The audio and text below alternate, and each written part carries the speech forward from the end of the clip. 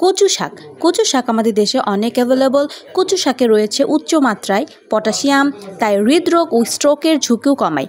আমাদের শরীরে রক্তে হিমোগ্লোবিন পরিমাণ কমে গেলে সব ডাক্তারই কচু শাক খাওয়ার পরামর্শ দিয়ে থাকেন। এ শাকে রয়েছে ভিটামিন এ এর পাশাপাশি আরও রয়েছে ভিটামিন বি এবং ভিটামিন সি। এছাড়া কচু শাক আয়রন সমৃদ্ধ বলে এর সমাদর অনেক বেশি। আজকে আমি রান্না করব কচু শাক দিয়ে ইলিশ মাছের মাথা। তো আসেন এক নজরে রান্নাটা দেখে নেই।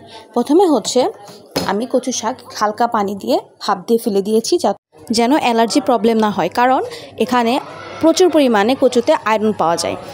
তারপরে আমি হচ্ছে তেলের মধ্যে পেঁয়াজ কাঁচামরিচ দিয়ে ওখানে মাথাটা দিয়ে দিলাম। মাথাটা একটু নাড়াচাড়া করার পরে সেখানে হচ্ছে হলুদ, মরিচ, লবণ আর ধনিয়ার গুঁড়ো দিয়ে হালকা নাড়াচাড়া করে আমার সিদ্ধ করা কচু শাকটা দিয়ে দিলাম। এখন আমি হালকা নাড়াচাড়া করব।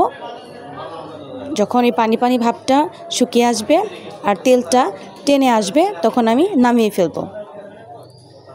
রান্না করাটা অনেক সহজ আর পুষ্টিতে ভরপুর। এই তো আমার রান্না শেষ।